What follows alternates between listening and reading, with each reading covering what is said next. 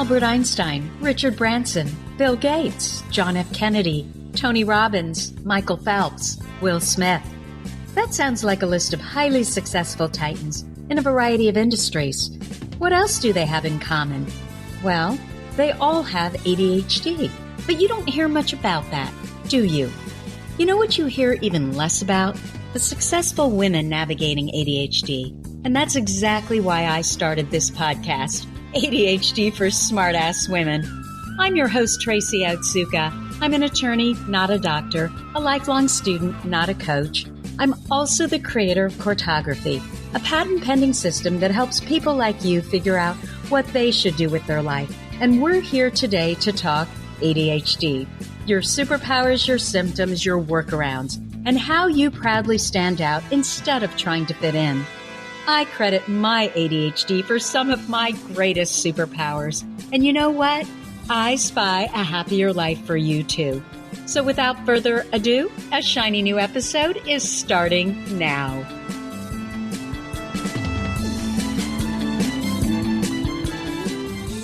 Hello, I am Tracy Otsuka, and I want to welcome you to episode 46 of ADHD for Smartass Women. Today, I've invited Caryn Prall to our podcast. Caryn is co-owner and operator of 6 Keller Williams Realty locations in Illinois. These offices have over 900 agents and will have $2 billion in closed volume this year. So, Caryn, you are a smartass. Oh, Tracy, you know it. So thank you for creating this outstanding group for me to feel like I have found my people.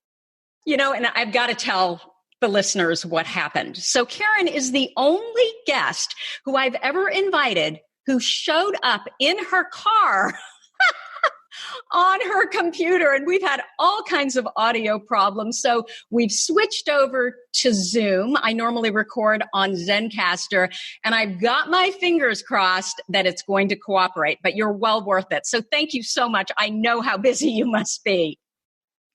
I'm never too busy to appreciate how people have helped me, because your page, Tracy, has made me feel so valid and normal, and that I'm not crazy and I'm not living alone in this world. So I would do anything for this group. Oh, that makes me feel so good. Thank you so much. So the first question I'm going to have for you is, how did you discover that you had ADHD? Well, I knew when I was a child that I had ADHD, because as a kid, every report card was the textbook report card. And I was a child of the 70s and 80s, and it was does not pay attention in class, disrupts others, gets bored easily. And I literally slid through school, and I never enjoyed it. I had a miserable time in school, except for all the extracurricular activities kept me engaged in school. And so I'm actually grateful I was never diagnosed, and I tried in my 20s to get diagnosed, and I just kept getting shut down by doctors. So finally, this year, when I was 45 years old, my doctor finally diagnosed me, but that was not an easy task either. Wow. So are you saying then that even as a child, you knew what ADHD was, and you already knew that, okay, this is what I have, but it was never a formal diagnosis, but you knew? I knew something was different about me, and I've had my same friendships since I was 5 years old. And as a kid, I would go to a sleepover or host a sleepover, and I would be up vacuuming at 8 a.m. Like, it was so atypical. And my friends would look at me like, what is wrong with you?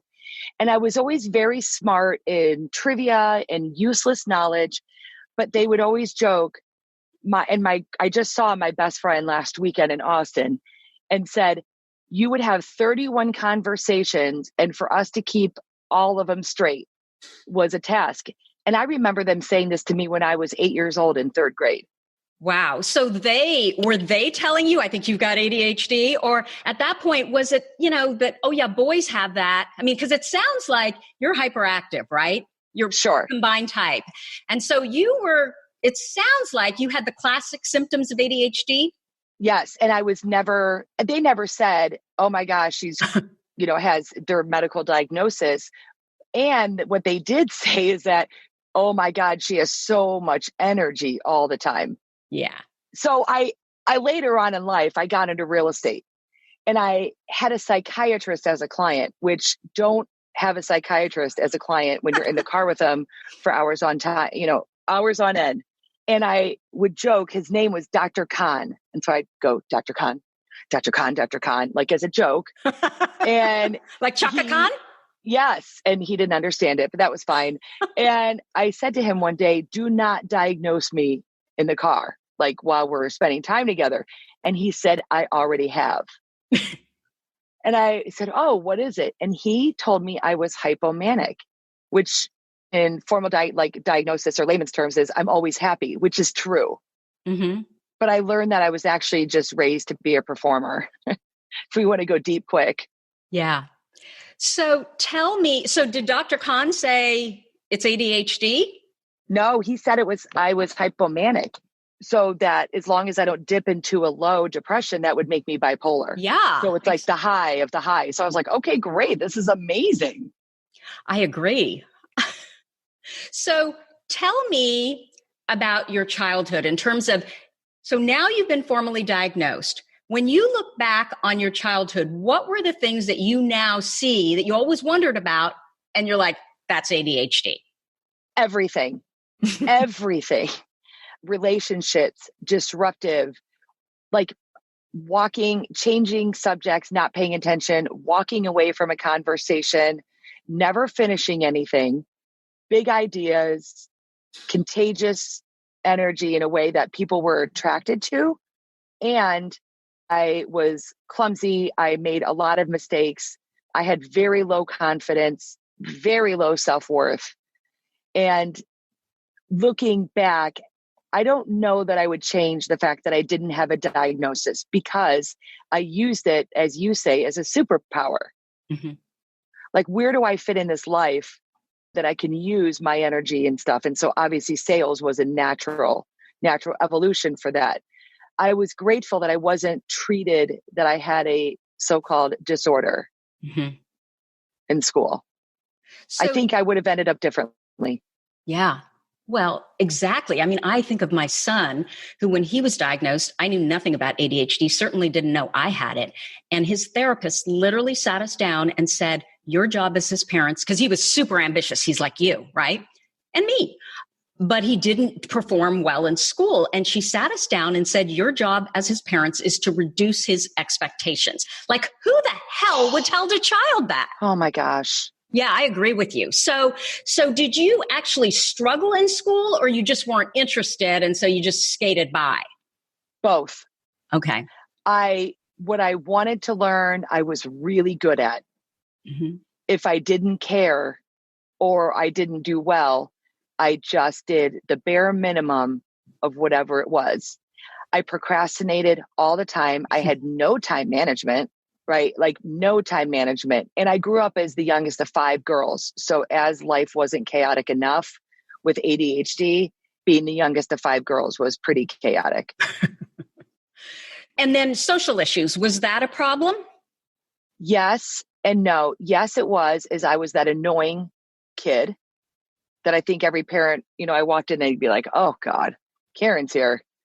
And I also knew I could have a conversation with anybody. So that worked on my favor too. So what did you do after high school? I went to a local college, decided to play tennis, went on the tennis team, went to nationals. And then after that, I transferred to Ohio State, out of state, went to school.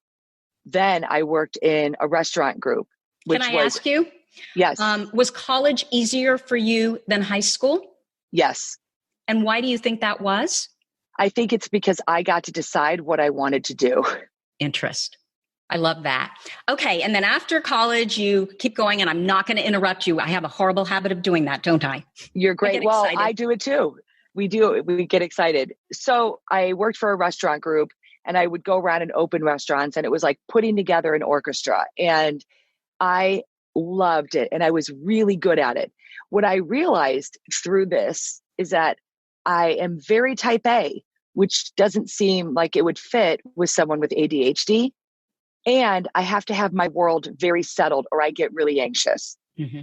And from your research, from your son, a lot of value to add around that conversation that I'd love to know more about.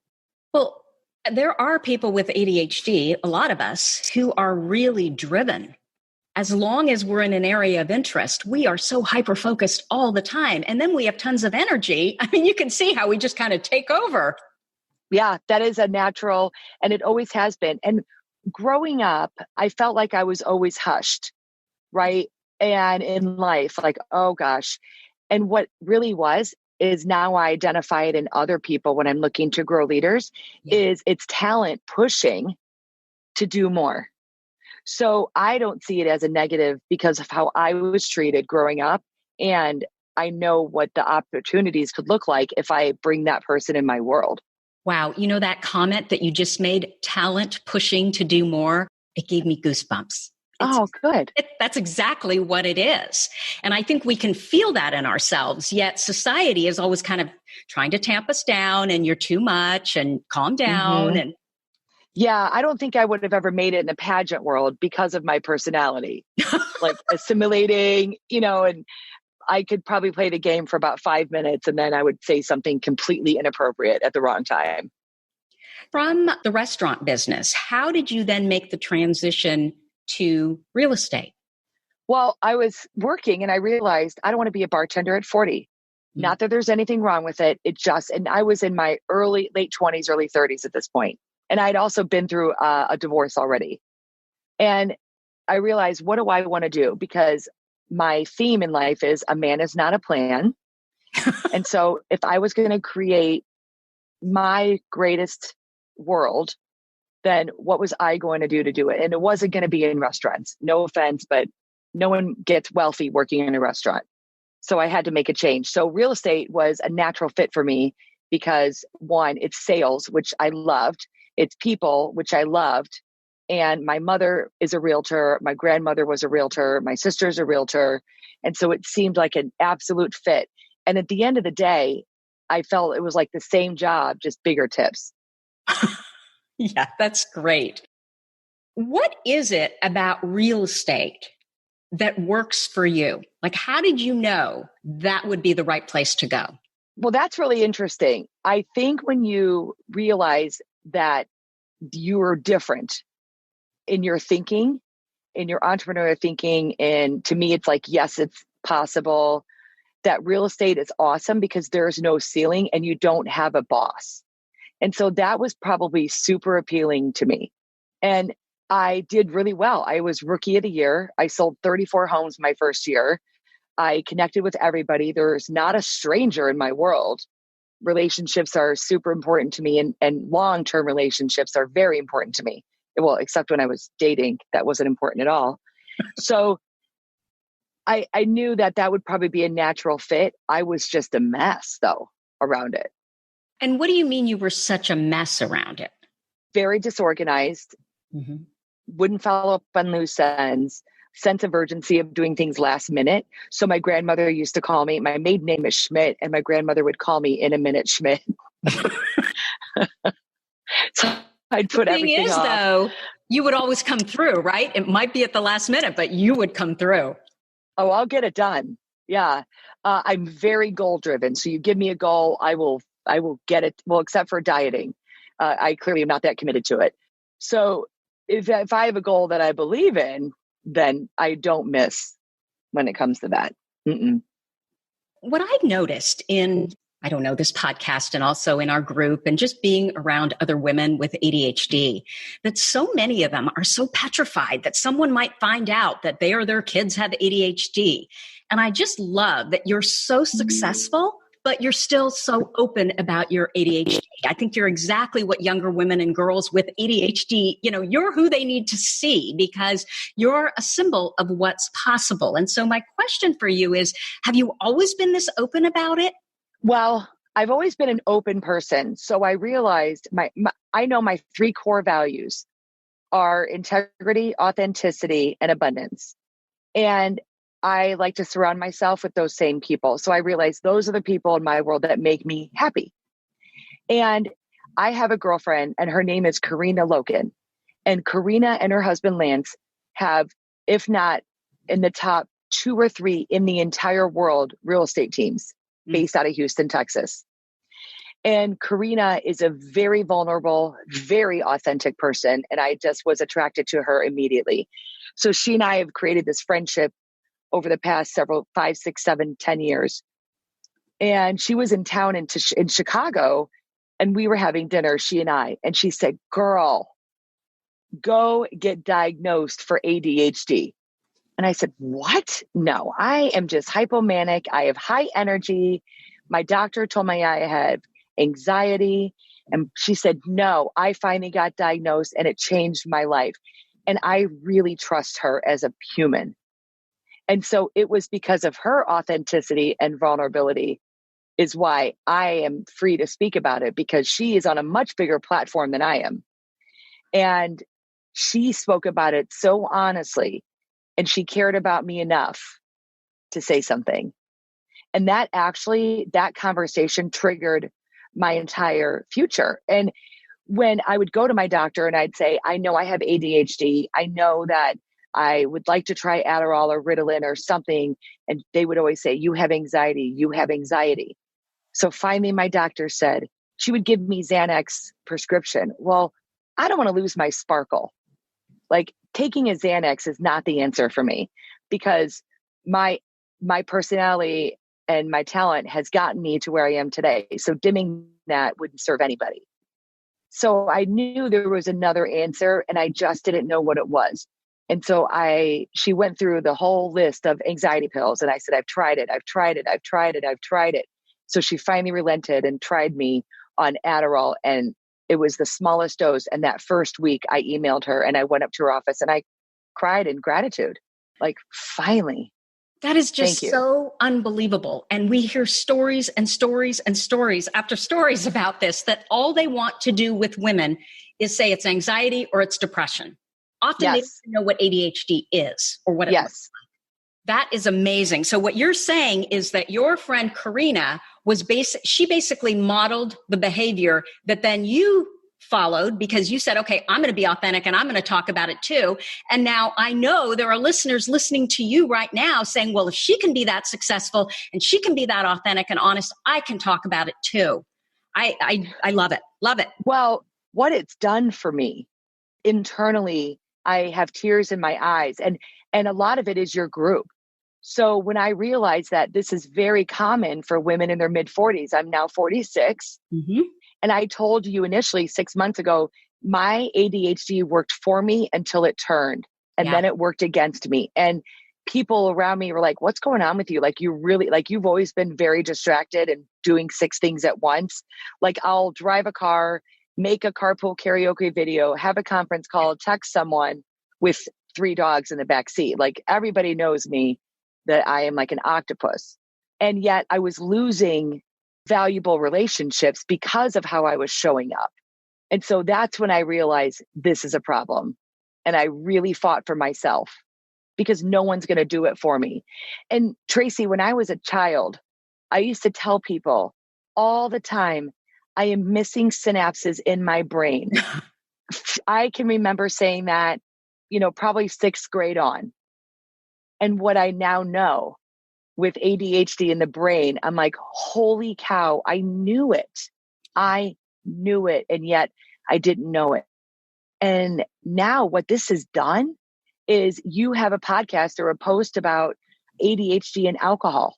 Yeah. And how it copes. And what I realized is 2 things from this diagnosis and getting the proper medication is that, 1, I don't need to finish the workday and rush to go have a drink to shut my brain off.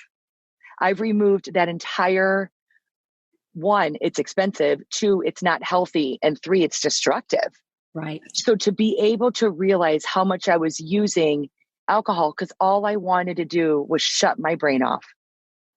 I think the other thing too, Caryn, and I know we've talked about this. It's coming back to me that when you first joined the group, we kind of had a conversation about this. Once you reach your mid-40s, if you go to your doctor and you say, you know what, there's something really wrong, the first thing they're going to do is they're going to pat you on the head and they're going to say, honey, it's hormones. Yep. They won't go beyond that. And, the cognition, I mean, we suffer with, some of our, we get cognitive deficits because of perimenopause and menopause. But then on top of that, dopamine is affected by estrogen. So if our estrogen goes down, because I had the same experience you had, I was firing just fine until my mid 40s. And then all of a sudden, everything fell off the rails. And I think that we are high functioning ADHDers, but once that estrogen dips even further, suddenly we can't cope. Exactly. Okay. So I get the sense, but if you could answer this question directly, I think you kind of spoke to it. I'm curious if you believe that you're successful because of your ADHD rather than in spite of it. And can you talk a bit about that? Oh, I'd love to. 100%. So I find that people with ADHD, they're interesting. They have a lot to say. They have opinions. They're authentic because that's just how they know who to be.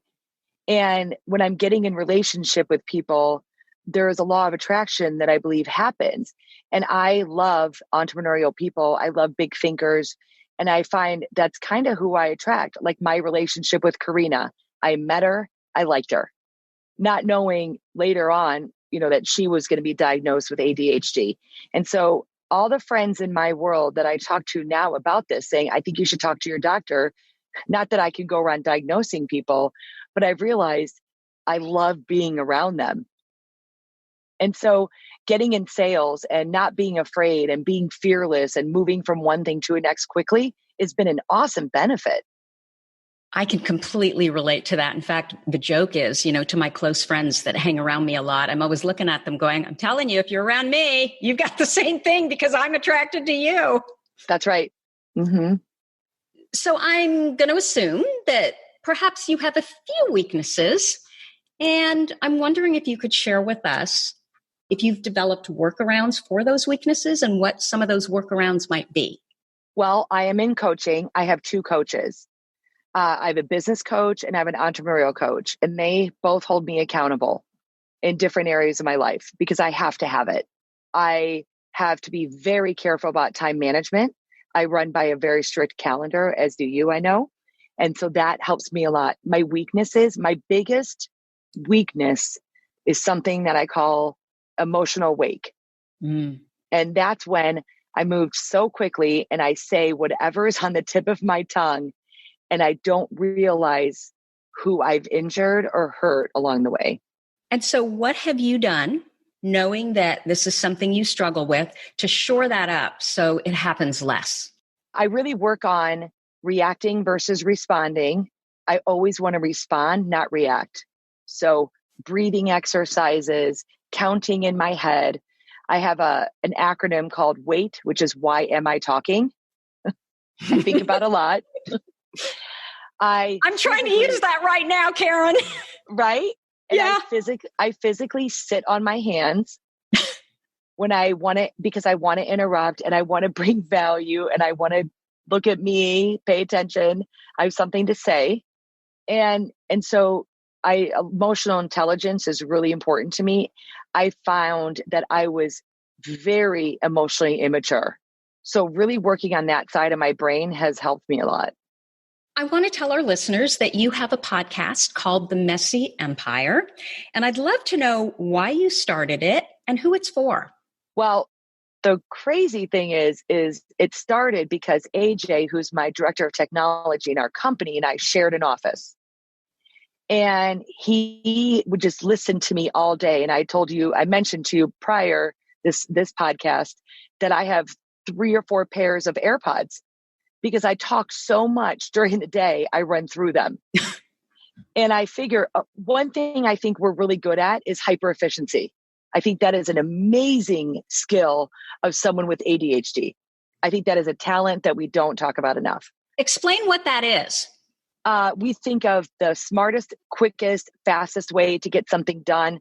So why would I want to wait and charge another battery when I could just get another pair and keep it going if that's what works for you?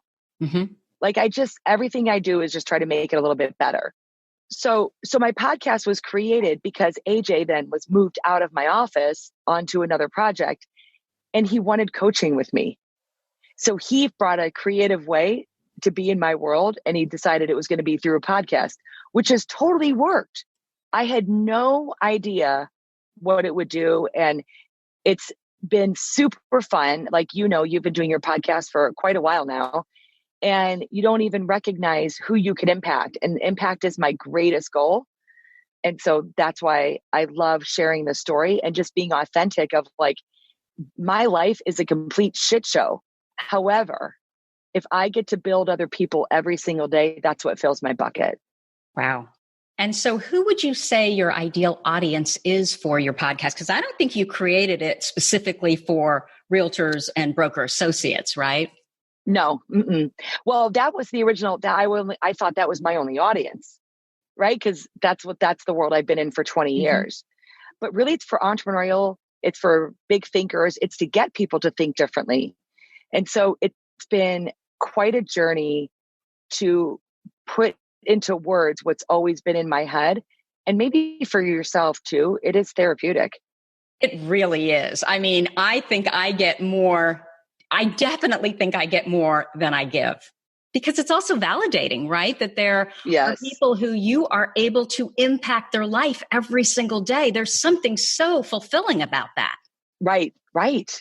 So my big question is, you called it the messy empire. And I want to know, does that in part refer to your ADHD and maybe embracing your weaknesses, shoring them up so that you can focus on your strengths? Yes. And I just wrote an article for my company based on this. I realized I am 46 years old. I am too old, and I've worked too hard to go try to fix what is called broken, because nobody's broken. So nobody needs fixed. And it's, what am I good at? What's my strength? What's my lane? And how do I capitalize on it? Not just financially, but on my time, because that's what I'll enjoy doing. And so if I could have gone back to my prior self and said, Caryn Schmidt, you're 20 years old. What are you really good at? People, networking, connecting, and relationships.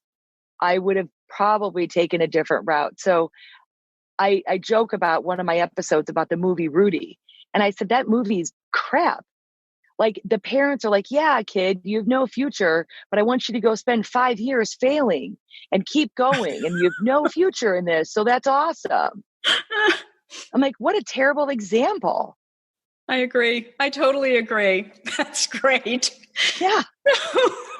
And it's so funny because my kids love that movie and I have never been able to sit through it. Yeah. Like, why? This is terrible. To teach a kid, like, yeah, you have no talent. Go do that for 5 years. Sadly, though, Caryn, that's what we do every day to our kids, right? Right. We have this idea of, okay, this is who you should be because your grandfather was that, or your father was that, or that's what's acceptable by society, from society. And we never look at them personally and say, no, wait a minute. Now, who are you first? Right. Okay, so in closing, I don't want to take up any more of your time. I'm so grateful that you were here and you're sharing your knowledge with us. The last question I have for you is, do you have any other advice to a woman of any age who's sitting here listening to us right now who feels that she's not living to her full potential? Oh, that's a really big question. And so I have a couple comments around that. My first thing would be, fight for yourself and stay who you are. And understand what it is that you have to prove, because that's when you really stop giving a crap. And if you know in your gut that something is not quite as it should be, and it doesn't mean you're not right, it just means you haven't fully understood how you get your highest and best use, then keep fighting until you get the answer. And your forums, your newsletter, your podcast, your Facebook group is changing the world one woman at a time. And so I think it's just keep sharing the message of you're not broken, because there's nothing to fix. And that, you give me goosebumps. You give me goosebumps. And you even make me lose my words, because that is the thing that I think all women with ADHD need to hear. I have never met anyone with ADHD who wasn't brilliant at something. But if you're in the wrong environment, how will you ever know what you're brilliant at? I love that, Caryn. Perfect. Oh, thank you. Good. Thank you so much for sharing your ADHD successes with us today. Is there anything special that you're working on that you want to tell us about, or is it basically go check out your podcast? And, just you keep doing what you're doing and let me know how I can show up bigger for you. And thank you for everything you're doing because you have blessed my world this year. Oh, well, thank you again. You are such an inspiration to everyone, but especially to women with ADHD. So that's what I have for you this week. As always, you're listening to ADHD for Smartass Women. If you like this episode with Caryn, please let us know by leaving us a review. My goal, our goal, is to change the conversation around ADHD, helping as many women as we possibly can learn how their ADHD brains work and discover their amazing strengths. Your reviews, they really do help in that regard. Also, if you have a comment, a guest you'd like me to interview, or a topic idea for this podcast, you can go to my website at tracyotsuka.com and leave me an audio message or reach out to me at tracy@tracyotsuka.com. Thank you so much for listening, and I'll see you here next week. You've been listening to the ADHD for Smartass Women podcast. I'm your host, Tracy Otsuka, and we're available on iTunes, Stitcher, Spotify, and Google Play. If you liked what you heard, we sure would appreciate a review. And not coincidentally, ADHD for Smartass Women, well, that's also the name of our free Facebook group. Go look it up. We're a totally smartass community of successful, ambitious women who share our ADHD wins, questions, and workarounds. We'd love to have you join us. You can also find all my details over at tracyotsuka.com. Don't forget, I spy a happier life for us, and I'll see you again next week.